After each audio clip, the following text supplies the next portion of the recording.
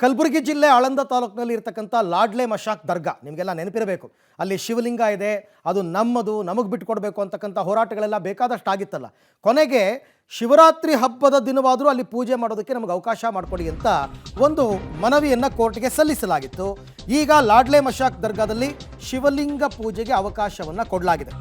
ಶಿವರಾತ್ರಿ ಹಿನ್ನೆಲೆಯಲ್ಲಿ ಶಿವಲಿಂಗ ಪೂಜೆಗೆ high court green signal ಅನ್ನು ಕೊಟ್ಟಿದೆ. ನಾಳೆ ಮಧ್ಯಾಹ್ನ 2 ಗಂಟೆಯಿಂದ ಸಂಜೆ 6 ಗಂಟೆವರೆಗೆ ಪೂಜೆ ಮಾಡಬಹುದು ಅಂತ ಅದಕ್ಕೆ ಟೈಮ್ ಕೊಟ್ಟಿದ್ದಾರೆ. ನಾಳೆ ಮಧ್ಯಾಹ್ನ 2 ಗಂಟೆಯಿಂದ ಸಂಜೆ 6 ಗಂಟೆ ತನಕ. ಆದರೆ ಆಂದೋಲ ಸಿದ್ಧಲಿಂಗ ಸ್ವಾಮೀಜಿ ಹೊರತುಪಡಿಸಿ ಪೂಜೆಗೆ ಬೇರೆಯವರು ಬರಬೇಕು, ಅವ್ರು ಬರಂಗಿಲ್ಲ ಅಂತ ರಾಘವ ಚೈತನ್ಯ ಪೂಜೆಗೆ ಅನುಮತಿ ಕೋರಿದ್ರು ಹಿಂದೂ ಸಂಘಟನೆಯವರು. ಕಲಬುರಗಿ ಜಿಲ್ಲೆ ಆಳಂದ ತಾಲೂಕಿನ ಲಾಡ್ಲೆ ಮಶಾಕ್ ದರ್ಗಾದಲ್ಲಿ ಕೊನೆಗೂ ಶಿವರಾತ್ರಿ ಹಬ್ಬದಂದು ಶಿವಲಿಂಗ ಪೂಜೆಗೆ ಅವಕಾಶವನ್ನು ಕೋರ್ಟ್ ಕಲ್ಪಿಸಿಕೊಟ್ಟಿದೆ. ನಾಳೆ ಮಧ್ಯಾಹ್ನ 2 ಗಂಟೆಯಿಂದ ಸಂಜೆ 6 ಗಂಟೆ ತನಕ ಪೂಜೆಗೆ ಅವಕಾಶ ಸಿಕ್ಕಿದೆ. ಕೋರ್ಟಲ್ಲಿ ನಮ್ಮ ಸಿದ್ದು ಹಿರೇಮಠ ಅವರು ರಾಘವ ಚೈತನ್ಯ ಶಿವಲಿಂಗಕ್ಕೆ ಪೂಜೆ ಮಾಡಬೇಕು ಅಂಥೇಳಿ ಮನವಿ ಕೊಟ್ಟಿದ್ದರು ಜಿಲ್ಲಾಡಳಿತಕ್ಕೆ.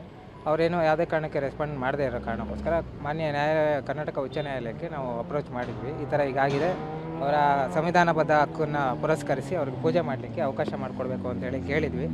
ಸೊ ಅದಕ್ಕೆ ಸಂಬಂಧಪಟ್ಟಂತೆ ಮಾನ್ಯ ನ್ಯಾಯಾಲಯದ ಅರ್ಜಿಯನ್ನು ವಾದ ವಿವಾದವನ್ನು ಆಲಿಸಿ ಅದನ್ನು ಕನ್ಸಿಡರ್ ಮಾಡಿ ಇವರು ಪೆಟಿಷನರ್ ಇವ್ರ ಜೊತೆಗೆ 14 ಜನ ಅಂತ ಮಾಡಿ ಇವರು 14 ಜನನ ಇವ್ರ ಜೊತೆಗೆ ಇನ್ನು 14 ಜನ, ಟೋಟಲ್ 15 ಜನ ಹೋಗಿ ಶಿವಲಿಂಗಕ್ಕೆ ಪೂಜೆ ಮಾಡ್ಕೊಂಡು ಬರ್ಬೋದು ಅಂಥೇಳಿ ಆದೇಶವನ್ನು ಮಾಡಿದ್ದಾರೆ ಸರ್. 2 ಗಂಟೆಯಿಂದ 6 ಗಂಟೆವರೆಗೂ ಅವಕಾಶವನ್ನು ಕಲ್ಪಿಸಿದ್ದಾರೆ.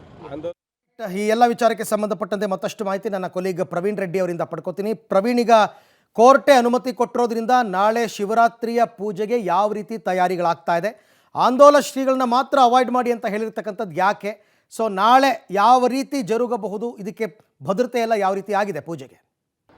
ಅರವಿಂದ್, ಕಳೆದ 4 ವರ್ಷಗಳ ಹಿಂದೆ ಅಂದ್ರೆ ಆ ಒಂದು ಲಾಡ್ಲೆ ಮಶಾಕ್ ದರ್ಗಾದಲ್ಲಿರುವಂತಹ ರಾಘವ ಚೈತನ್ಯ ಶಿವಲಿಂಗ ಅಪವಿತ್ರವಾಗಿದೆ ಅಂತ ಹೇಳಿ ಏನೋ ಅಲ್ಲಿ ಪ್ರಮುಖವಾಗಿ ಅಲ್ಲಿನ ಜನ ಏನಂದ್ರೆ ಆ ಒಂದು ಈ ವಿವಾದ ಎದ್ದಿತ್ತು. ಅದಾದ ಬಳಿಕ ಏನಂದ್ರೆ ಶಿವರಾತ್ರಿ ಹಬ್ಬದಂದು ಆ ಶಿವಲಿಂಗವನ್ನು ಏನಂದ್ರೆ ಗಂಗಾ ನದಿಯಿಂದ ತಂದಂತಹ ಒಂದು ಪವಿತ್ರ ಒಂದು ನೀರಿನಿಂದ ಏನಂದ್ರೆ ಶುದ್ಧೀಕರಣಕ್ಕಾಗಿ ಆಂದೋಲ ಶ್ರೀಗಳ ನೇತೃತ್ವದಲ್ಲಿ ಒಂದು ತಂಡವನ್ನು ಕೂಡ ಕಟ್ಕೊಂಡಿದ್ರು. ಆ ಸಂದರ್ಭದಲ್ಲಿ ತುಂಬಾ ವಾದ ವಿವಾದ ಕೂಡ ಆಗಿತ್ತು. ಅದಾದ ಬಳಿಕ ಈ ಒಂದು ಪ್ರಕರಣ ಏನಂದ್ರೆ ಪ್ರತಿ ಬಾರಿ ಶಿವರಾತ್ರಿ ಹಬ್ಬ ಬಂದ್ರೆ ಸಾಕು ಹಿಂದೂ ಪರ ಸಂಘಟನೆಯವರು ಕಲಬುರಗಿಯ ಹೈಕೋರ್ಟ್ ಪೀಠಕ್ಕೆ ಬಂದು ಅರ್ಜಿ ಹಾಕುವುದು ಈಗ ಸದ್ಯ ಕಾಮನ್ ಆಗಿಬಿಟ್ಟಿದೆ. ಸೊ ಅದೇ ರೀತಿಯಾಗಿ ಈ ವರ್ಷ ಕೂಡ ಈ ಒಂದು ಹಿಂದೂ ಪರ ಸಂಘಟನೆಯವರು ಏನಂದ್ರೆ ಅರ್ಜಿಯನ್ನು ಹಾಕಿದ್ರು. ಈ ರೀತಿಯಾಗಿ ಶಿವಲಿಂಗ ಪೂಜೆಗೆ ಅವಕಾಶ ಕೊಡಬೇಕು, ರಾಘವ ಚೈತನ್ಯ ಶಿವಲಿಂಗ ಪೂಜೆಗೆ ಅಂತೇಳಿ. ಸೊ ಕೋರ್ಟ್ ಏನಂದ್ರೆ 2 ಕಡೆಯ ವಾದ ಪ್ರತಿವಾದ ಅಂದ್ರೆ ಲಾಡ್ಲೆ ಮಶಾಕ್ ದರ್ಗಾದ ಒಂದು ಕಮಿಟಿಯ ವಾದವನ್ನು ಕೂಡ ಆಲಿಸಿದ್ದಾರೆ. ಅದೇ ರೀತಿಯಾಗಿ ಹಿಂದೂ ಪರ ಸಂಘಟನೆಯವರ ಒಂದು ವಾದವನ್ನು ಕೂಡ ಆಲಿಸಿದ್ದಾರೆ. ಪ್ರಮುಖವಾಗಿ ಈ ಒಂದು ಅರ್ಜಿ ಏನಂದ್ರೆ ಕೋರ್ಟ್ನ ಒಂದು ನ್ಯಾಯಾಲಯದ ಒಂದು ನ್ಯಾಯಮೂರ್ತಿಗಳ ಒಂದು ಮುಂದೆ ಬಂದಂತಹ ಸಂದರ್ಭದಲ್ಲಿ ಒಂದು ತಂಡವನ್ನು ನ್ಯಾಯಮೂರ್ತಿಗಳು ರಚನೆ ಮಾಡಿ ಅಲ್ಲಿ ಶಿವಲಿಂಗ ಇದೆಯಾ ಇಲ್ಲ ಎಂಬುದರ ಬಗ್ಗೆ ಒಂದು ವರದಿ ಕೂಡ ತರಿಸಿಕೊಂಡಿದ್ರು. ಅದಾದ ಬಳಿಕ 2 ಕಡೆಯ ವಾದ ಪ್ರತಿವಾದ ಆಲಿಸಿ ಇವತ್ತು ಏನಂದ್ರೆ ಒಟ್ಟು ಅಲ್ಲಿ 15 ಜನರಿಗೆ ಪೂಜೆಗೆ ಅವಕಾಶ ಕಲ್ಪಿಸಿಕೊಡಲಾಗುವುದು ಅಂತೇಳಿ ನ್ಯಾಯಮೂರ್ತಿಗಳು ಹೇಳಿದ್ದಾರೆ. ಆದರೆ ಎಲ್ಲಿಯೂ ಕೂಡ ನ್ಯಾಯಮೂರ್ತಿಗಳು ಶಿವಲಿಂಗ ಪೂಜೆಗೆ ಅವಕಾಶ ಅಂತೇಳಿ ಶಿವಲಿಂಗ ಅನ್ನುವಂತಹ ಒಂದು ಪದವನ್ನು ಕೂಡ ಅವರು ಬಳಸಿಲ್ಲ.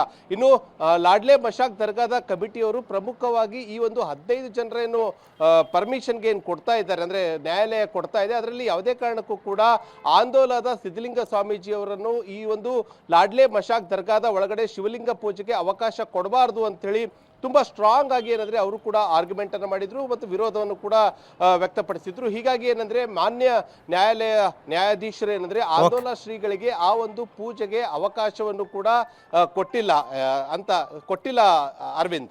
ರೈಟ್ ಪ್ರವೀಣ್, ಥ್ಯಾಂಕ್ ಯು ತಮ್ಮೆಲ್ಲ ಮಾಹಿತಿಗೆ. ಒಟ್ಟಾರೆ ಈಗ ಕೆಲವು ಸರ್ತಿ ಕೋರ್ಟ್ಗಳ ಆದೇಶಗಳು ಹಾಗೆ ಇರುತ್ತೆ.